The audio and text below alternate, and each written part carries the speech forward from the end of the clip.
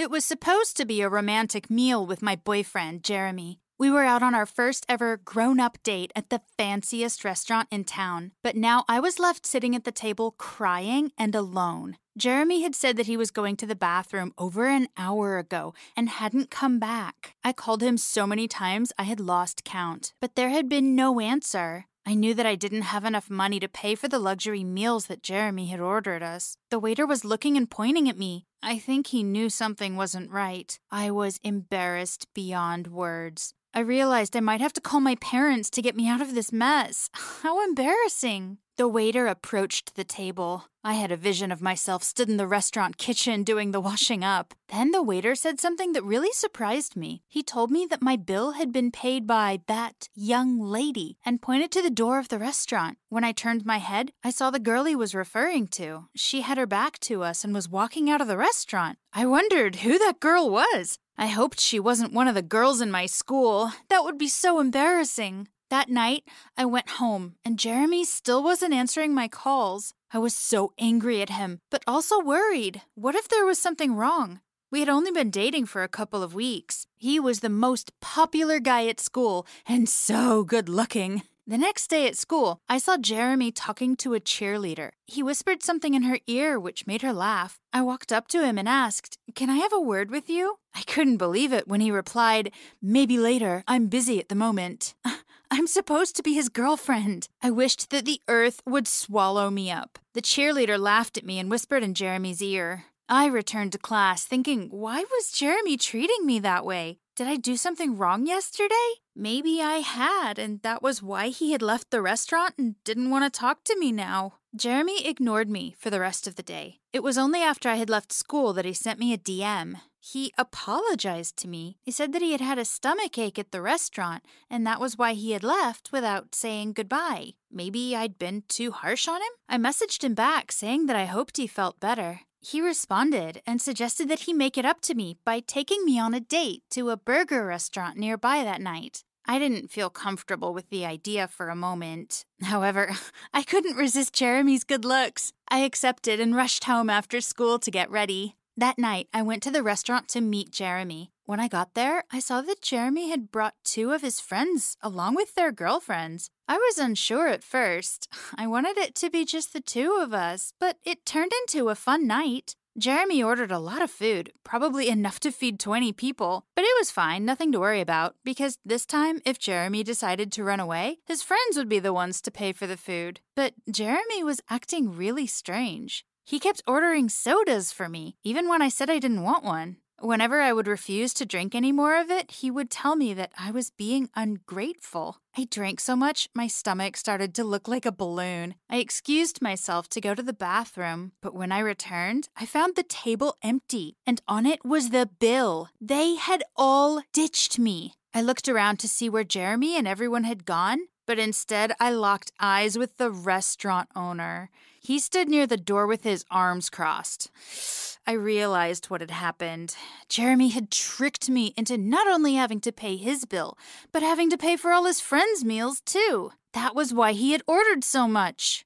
Then I heard a girl's voice behind me. "I'll pay," she said. I turned and saw the same girl who had been in the restaurant last night. She was smiling at me and had her purse in her hand. I realized she was about my age and looked very much like Jeremy. She paid the bill and turned to leave, but this time I followed her out and asked her why she had helped me out again, and more importantly, why she had been following me. She stopped and turned to face me and said, "Jeremy and his friends are just using you. He doesn't even love you." Hearing those words from a stranger was painful, especially because I knew that she was right. I thought that dating the most handsome guy in my school would make me more popular, but in reality, what was happening was the exact opposite. I was letting Jeremy treat me like dirt, and it was making me miserable. We started to talk, and she told me who she was. She told me that she was Jeremy's twin sister. That was why she looked so much like him. Her name was Jessie, and she went to a different school. She told me that she hated her brother's actions so much. She hated to see him hurt people,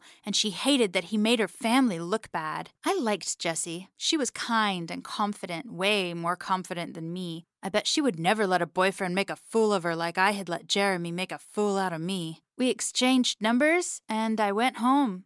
That night, I did something I never thought I would be brave enough to do. I broke up with Jeremy. I was too scared to call him or do it face to face, so I sent him a really long text message telling him how he had hurt and humiliated me, that I was worth more, and I wasn't going to put up with it anymore.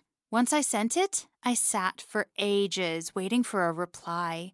I waited for so long. Then I could see that he was typing. I didn't know what I was expecting, but I was expecting a lot more than what I got. He just messaged back a thumbs up. A thumbs up? I had just poured my heart out to him, and he couldn't even be bothered to type some words? But I realized he probably couldn't care less. I knew that now we had broken up, he would just move on to the next naive victim he could find, probably the cheerleader he was making laugh the other day. The next day, Jessie texted me and asked if I wanted to meet. We met at a coffee shop after school, and I told her what had happened. It was weird. She seemed excited that I had broken up with him. She told me that she had a plan to embarrass Jeremy and needed my help. She told me she had sent flirtatious Tinder messages to several weird girls from a fake account she had set up in Jeremy's name. She needed my help to make her look like Jeremy as much as possible. The plan wasn't very clear to me, but if it was going to embarrass Jeremy, I wanted to be a part of it. After school, we went shopping in the men's section and bought clothes similar to what Jeremy would wear and prepared Jessie for her first date. Later at my house, I helped her tuck her hair under a hat and put makeup onto her to make her look masculine. Then she went and changed into her new clothes. When she got changed, I was so shocked. Even I couldn't tell Jessie and Jeremy apart. The first girl that Jessie asked out loved to collect cockroaches and bugs. She even wore a t-shirt with a huge picture of a cockroach on to her date with Jessie.